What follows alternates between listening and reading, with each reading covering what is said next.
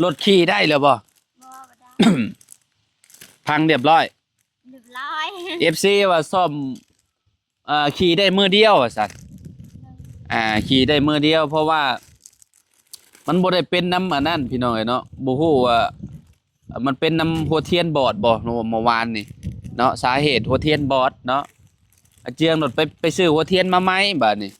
หัวเทียนมาใหม่น่ะมันสิยาวพี่น้องยาวแล้วยันมันต่ำกับลูกสูบมาแล้วเนาะมันลดอันนั้นบาดนี่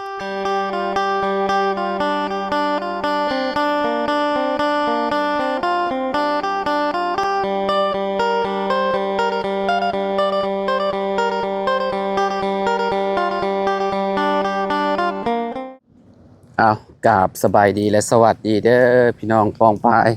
เบิร์ดสุขุสุคนพี่น้องเนาะมาผมมาพอกันกับเฮาคือเก่าคือเดิมพี่น้องเนาะเพิ่มเติมคือมาเฮือนพลักอีกคือเก่าพี่น้องเนาะพากันนั่งพิงแดดอยู่พี่น้องทางนั้นก็มาแต่สายเด้เนาะผู้น้องอาเจืองพี่น้องเนาะกำลังสวยหน้าสวยตาอยู่เนาะสบายดี สวัสดี โดยเอาให้ขอบใจบักคำพลักดินเป็นได้หนาวแห้งบ่หนาวให้ เมื่อวานนี่บ่ได้มีเจ็บอีหยังบ่เมื่อวานนี่ร เจ็ ถ บมือไงเจ็บอันนี้ ใช่รถเต้นเนาะขนาดข่อยนอนจะบ่อยากลุกโอ้ปวดกระต้นกระโตขนาดเลยพี่น้องรถมันเต้นเด้เนาะน้องหางเนาะบึ้มบั่มบึ้มบั่มเพิ่นสิฮอดบ้านเพิ่นพี่น้องทางสุดโหดเลยเมื่อวานนี่เนาะไปบ้านน้องหางพี่น้องเนาะใช้เวลาก็ประมาณชั่วโมงปลายๆพี่น้องเนาะเพราะว่าเฮาบ่เคยเข้าจักเทื่อนะก็มื้อนี้คะแนนเฮาเข้าดุๆก็คือสิใกล้อยู่เนาะอีกอย่างหนึงก็บวกหนทางนํแต่หนทางดีตลอดทางมันก็สิฮอดไวอยู่เนาะอันนี้หนทางแบบโอ้โดพี่น้องทางอันนี้ก็ไข่นะ ก็ยอมรับเนาะหมู่บ้านซุมเจ้าเนาะก็เจ้าดุเนาะก็เจ้าแบบเลี้ยงไก่เลี้ยงหมูเลี้ยง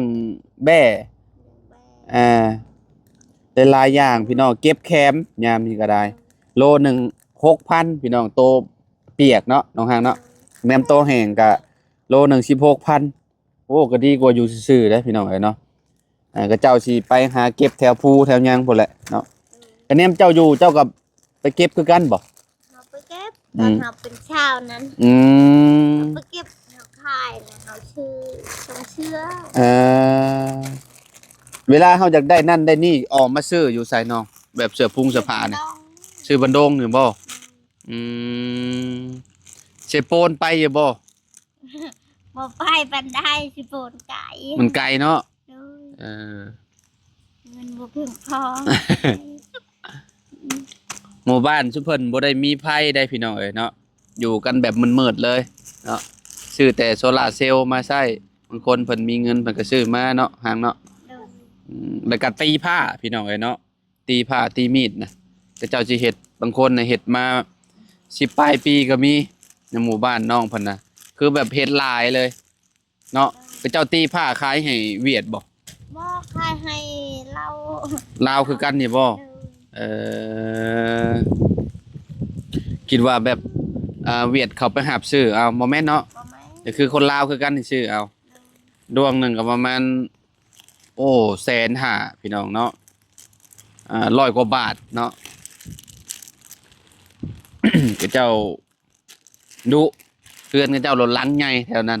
และ FC ก็ย่องมาหลายว่าโอ้หมู่บ้านเจ้าสะอาดสะอ้านว่ะสะอาดดีว่ะเบิ่งแบบมันงามในตาหั่นน่ะเนาะคักอยู่หมู่บ้านเพิ่นนี่ยอมรับอยู่พี่น้องเพราะว่าสิเป็นเนาะภูเขาเนาะน้องหางเนาะภูเขาอ้อมพี่น้องเนาะอ้อมหอบเลยเนาะเย็นเข้าไปเมื่อวานเย็นพี่น้องเนาะเย็นจ่วยๆเลยรถขี่ได้แล้วบ่ พังเรียบร้อย FC ว่าซ่อมขี่ได้มือเดียวว่าซั่นขี่ได้มือเดียวเพราะว่า มันบ่ได้เป็นน้ำอันนั้นพี่น้องเอ้ยเนาะบ่ฮู้ว่ามันเป็นน้ำหัวเทียนบอดบ่เมื่อวานนี่เนาะสาเหตุหัวเทียนบอดเนาะอาเจียงรถไปซื้อหัวเทียนมาใหม่บัดนี้หัวเทียนมาใหม่น่ะมันสิยาวพี่น้องยาวแล้วยันมันต่ำกับลูกสูบมาแล้วเนาะมันลดอันนั้นบาดนี่แหวนวีนลูกสูบหมุนเบิดนะบักนำมานี่เพราะว่าเวลาเฮาหันหัวเทียนออกมาน่ะพี่น้องหัวเทียนน่ะบาดเบิดเลยเนาะบัดนี้สตาร์ทแนวใดก็บ่ได้ โดย FC ว่าคันว่า คันว่าทีมงานบ่ไปเมื่อวานนี่โอ้ยหนองหางจักสิเป็นจังไดวะสิพากันจูงรถหม่องใดแล้ววะเนาะ โดยสินอนวันทางมัน เนาะน้องเนาะมันก็สมมุติว่าเฮาออกห่างจากหมู่บ้านคนเด้บัดนี้เจ้าสิเฮ็ดจังได๋สองผัวเมียเนาะอ่า พากันยู่รถอีกแล้วพี่น้องเอ้ย โดย อันนี้ยังใครไปนำกันเมื่อวานซอยกันพี่น้องเอ้ยเนาะซอยกันดึงเมื่อวานนี่พากันทุลักทุเลก็ถึกดึงรถกันพี่น้องเอ้ยเนาะโอ้เมื่อวานถือว่าแบบสุดๆเลยกันว่าหน้าพ้นนี่บ่กล้าไปเลยแหละพี่น้องเอ้ยรถจักรนี่ขนาดบื้นภูเมื่อวานนี่เนาะโอ้คนนุ่มกุ้มพี่น้องเอ้ย นี่ก็หมดละพอดแล้วกันนั่นก็เอ้ย คะแนนขับบ่พอนี่แฮงอันตรายเลยเนาะ โดยนักกว่านี้ นี่ใครเนี่ยเนาะนี่เนาะ โดยใคร มันลดพี่น้องเอ้ยนะหนทางเนาะเข้าไปหมู่บ้านแรกหมู่บ้านยังก็เมื่อวานนี่นะ บ้านละกึม บ้านละกึมบ่มีอยู่จักหมู่บ้านเนาะเมื่อวานหมู่บ้านหนึ่งบ่สองบ่ ชอบหมู่บ้านบ้านละกึมใหญ่ละกึมน้อย เนาะสองหมู่บ้านเนาะแต่ว่าหมู่บ้านนี่ไฟเข้าเทิงเนาะ ไทยไทยทั้ง แต่ว่าหมู่บ้านทุกเจ้ามันอยู่ลึกเนาะ บ้านละแอนยังบ่มี บ้านละแอน บ้านละแอนมัน บ้านเจ้านี่บ้านยังเกาะ บ้านปลาไหล บ้านปลาไหลเด้อเนาะโอ้เนาะเนาะก็ขึ้นกับเมืองเซโปนเด้อเนาะ โดย เพราะว่ามันวนไปแบบนั้นเนาะเพราะว่าเฮา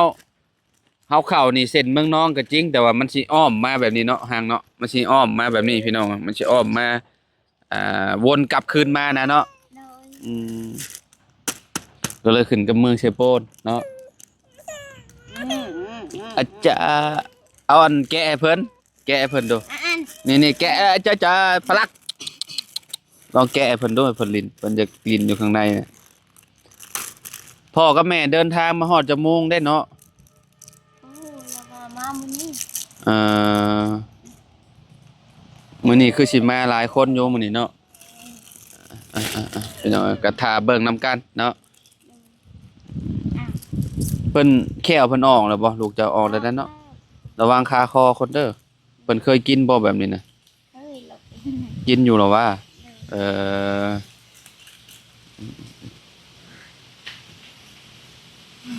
เนาะเดี๋ยวรอถามมาเจียงอีกก่อนจักเล็กจักน้อยพี่น้องเอ้ยเนาะพากันกินข้าวกับหยัง เข้ากับเจียงชีตีนไก่ ชื่อตีนไก่ โดย ชื่อตีนไก่มาเนาะน้องเจ้าก็มุกอยู่เทิงเฮือนหมดแล้วติ โดยนอนละนาน เมื่อยเอาหลานเมื่อวานเนาะ โดยเมื่อยเอาตลอดเลย เด็กน้อยนี่เมื่อยได้พี่น้องเอานี่คะแนนว่าเพิ่นบ่อยู่นี่เพิ่นอยากพาไปหันไปนี่โอ้ยใหญ่กว่านี้แฮงคักแล้ว โดย แฮงสิเมื่อยแฮงแล้วเพิ่นบ่อยู่ซื่อๆเด้เพิ่นย่างได้เด้เพิ่นสิแล่นไปหันไปนี่แหละพี่น้องเอ้ยเนาะ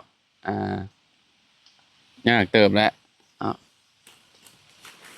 เข้าไปหมู่บ้านเจ้าเพิ่นบ่ได้มีโทรศัพท์เนาะ มีมันมีนี่ บ่ว่าหมู่บ้านเจ้าบ่ค่อยได้ใช้โทรศัพท์เนาะ ไม่ใช่เราขึ้นพูไปลิน บ่ โดย บางคนน่ะได้ โดยมั่งผู้บ่าว ผู้บ่าวผู้สาวมีเนาะ โดย เรา ไปลินอยู่พู ขึ้นปีนภูสูงๆบ่ลิน โดย อ๋อมันบ่มีเน็ตเนาะอยู่ในบ้านจ้ะเนาะ โดย ต้องหาบ่อนมันมีเน็ตเนาะ โดย เข้าไปเมื่อวานนี่ก็โอ้บ่ค่อยมีปานใดพี่น้องเอ้ยเนาะเข้าไปในหมู่บ้านเพิ่นน่ะแบบหาสัญญาณแทบสิแบบเป็นศูนย์เลยพี่น้องเอ้ย โอ้ไม่ แบบว่า ติดต่อกันแบบใดก็ต้องไปหาสัญญาณนี่แหละติ ต้องไปหาสัญญาณกัน อืมเพราะว่ามันเข้าไปในหันมันขาดการติดต่อเด้เนาะสมมุติว่ามันมีอ่าสัญญาณเนาะยังสิโทรถามกันได้อยู่ว่ามาฮอดไสแล้วเนาะในเฮือนมีคนใช้บ่ซะโทรศัพท์ มีคนใช้เราใช้ไปหาสัญญาณน่ะ ไผใช้โทรศัพท์ในเฮือน เดือน ในเฮือนเจ้าน่ะเฮือนพ่อเจ้าน่ะอายคอย อ้ายเจ้า ดูกับน้องคอย อ่า ผู้ชาย ไม่ใช่เจ้าชุมเจ้าคือบ่เอาเบอร์กันเมียน เอาแล้ว เอาล่ะบ่อืมโทรถามกันเนาะยามมีเวียกมีงานหั่นน่ะคุมื้อนี้โลกออนไลน์พี่น้อยเนาะอยู่ในโทรศัพท์มันก็สิง่ายแน่เวลาพูดคุยกันโทรถามกันเนาะถ้าบ่อยากไปหั้นนะสมมุติว่าติดเวียกติดงานเนาะโทรบอกพี่น้องกันคือสิบ่ยากปานใดพี่น้องเอ้ยเนาะอันนี้รถโอ้พี่น้องเอ้ยถ้ามีโอกาสก็อยากไปแจกเครื่องแจกหยังอยู่แถวหมู่บ้านเจ้านะเนาะเขาไปแจกขนมเด็กน้อยก็มาเต็มอยู่เมื่อวานนี่เนาะ เต็ม เต็มอยู่ก็เจ้าบ่เคยเห็นเด้เนาะอืมเจ้าบ่เคยเห็นคนแบบอ่าทางอื่นไปหั่นน่ะก็เจ้าแล่นมาเบิ่งแชวๆวันโอเครอเอาเจืองเพิ่นมาก่อนจักเล็กจักน้อยพี่น้อยเนาะโดยพี่น้อยเนาะทางอาเจือง สบายดีเด้อ โอ้มื้อนี้หน้าตาหล่อเหลาแท้มื้อนี้ พี่น้อยเนาะล้างหน้า เด้อ ขออนุญาตเนาะอาบน้ำยามเช้าอยู่บ่คุมื้อ บ่แหละ อืม หนาว หนาวเนาะ เด้อ บ่ไหวเอามาเบิ่งรถแหน่จักเล็กจักน้อยเนาะพี่น้อง เมื่อวานนี่น่ะจะเปลี่ยนหัวเทียนไหมเนาะเจังเนาะ โดย เปลี่ยนหัวเทียนใหม่ อันนี้จะมี หัวเทียนเก่าตัวนี้เนาะ หูเทียนเก่ามัน อืมหัวเทียนเก่า เทียนใหม่เขาเทมแล้วเทียน จะทิ่มลงน้ำเด้เมื่อวานนี่เนาะ โดย FC แนะนำมาโอ้ยซ่อมกับสิอยู่ได้ดนอยู่บ่วะเป็นรถเก่าแหละว่าซั่นเนาะเฮ็ดแนวใดบ่มีเงินซื้อคันใหม่เนาะพี่น้อง โดย ก็จำเป็นและก็ต้องซ่อมและซ่อมนี่ก็สิเบิดอยู่ประมาณหลักล้านพุ่นแหละ โดย คิดว่าเนาะเจ้าเนาะ โดย ล้านกีบพี่น้องเอ้ยเนาะล้านกีบนี่บ่รุดแล้วเนาะเพราะว่าต้องเปลี่ยนสูบแหวนแล้วพี่น้อง โด เอ้ ย ยเพราะว่ามันบาดไปเด้เนาะเจะเคยเปลี่ยนลูกสูบจักเทื่อแหละ บ่เคยเปลี่ยน บ่เคยเปลี่ยนจักเทื่อบ่ โดย เอ่อจักปีแล้วรถคันนี้ฮะ รถนี้โอ้ยหลายปีแล้วลูก เพราะว่าเจ้าซื้อมือสองบ่ แม่น อ๋อซื้อมาแล้วก็บ่เคยซ่อม โดยบ่เคยซ้อม เคยเปลี่ยนแต่อันนี้มัน เปลี่ยนแต่ลีน ลีนแล้วก็หัวต่อหัวเทียนเวลามันตายเนาะ โดย แต่ก็ก้อนไฟล่าสุดนี่เนาะ โดย จะเปลี่ยนนะนี่เด้พี่น้องเนาะ บ่ก่อนไผอยู่นี่เขาเปลี่ยน ใช่ก้อนตัวใด ก่อนอยู่ในนี่เด้นี่ได้เชือกมัน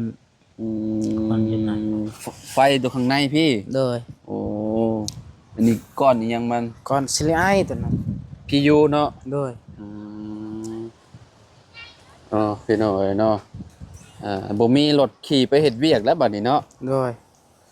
สมมุติว่าไปเอาแฮงไกลๆกับยากเติบแล้วพี่น้องนอกจากกระเจ้ามาหับ มันอยากได้มันหาเงินคือกันรถ หาเงินแล้วเนาะ มัน หเงิ ตายตลอดเลยมันก็หาเงินแหละ ฮะ มันตายตลอดมันก็หาเงิน รถที่บ่หาเงิน โดย แบบมัน หาเงินนำเจ้า โดย อ๋อ เอ้ามือวานนี่เฮาก็แป้งและหมด2,500,000มันยังบ่ดี จนเบื่อเลยเฮา ก็คือรถหาเงิน โดย หาเงินนำเจ้า โดย อ๋อหาเงินแล้วก็เปลี่ยนอันนั้นอันนี้ให้เพิ่นติ โดย เสริมหล่อให้เพิ่นนะ โดย เสริมหล่อแบบดุๆแบบนี้ก็บ่เอาได้เนาะเจือ โดย พาแต่พระเจ้าเสียเงินนี่บ่ไหวพี่น้องเอ้ยคันว่าบ่ไปจุมอ้ายบ่ไปเมื่อวานนี่สิเป็นจังได๋ได้เมื่อวานเนาะ คันบ่ได้นอนนั่นก็ให้จ้างเขาและจักแสนก็สิจ้างเลย ดึงเขาให้เขาดึงมา โดย มาบ้านพี่ โดย โอ้เขาสินั่นอย่าบ่ สมมุติว่าจ้างเขาน้อย เขาบ่ดึงแล้วก็ปะในหันแล้วรถ ๆอ่า เอาคอเมือนำเข้าก็ได้ ขอเมื่ออันมานอนอยู่เฮือนพ่อเฒ่า โดย อืม บ่ขอเมื่อเฮือนนี่เลย ขอมาพี่เลย นอนยานเมื่อนอนเฮือนพระเฒ่าบ่มีคนนอนไอ้เฮือน มีน้องกับละลูก เนาะ โดย แม่นและเมื่อวานนี่เพราะว่าน้องเมียผัดเอาลูกเจ้าเนาะ โดย อันเนี้ยป้าพี่ก็เป็นห่วงทางนี้อีกติ โดย ลูกอีกเนาะ โดย ยากเด้พี่น้องเอ้ยเนาะรถแบบมันเก่าๆนี่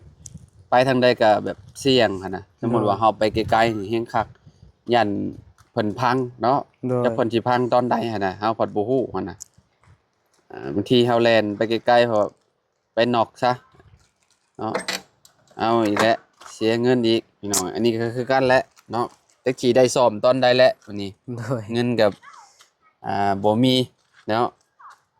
เรื่องอาหารการกินนี่เป็นจังไดน้อง โดย ตอนนี้ ก็คันพอเฒ่าเมื่อมามื้อนี้ล่ะ สิได้ฮู้ผลบ่ โดยเรามาคันมีแบเรามามีแบแบบมื้อวานนี่พากให้ลาวเลยเด้เงิน2 ล้าน 2 ล้านแล้วก็คันบ่มีก็เรามานี่คันมีก็เรามาพี่ อืมเอามีบ่มีก็ต้องมาแหละ โดยมีบ่มีก็ต้องมา ก็ต้องมาแหละเพราะว่าเจ้าก็ต้องไปหา แนวกินแหละ โดย สมมุติว่าบ่ได้แบ้นี่เจ้าตัดสินใจเอาแบบพวกปลาพวกหยังบ่ โดย อืม เอาหมูแหละอันบ่ได้แบกับหมูก็ได้ หมูหมูเป็นโลเนาะ โดย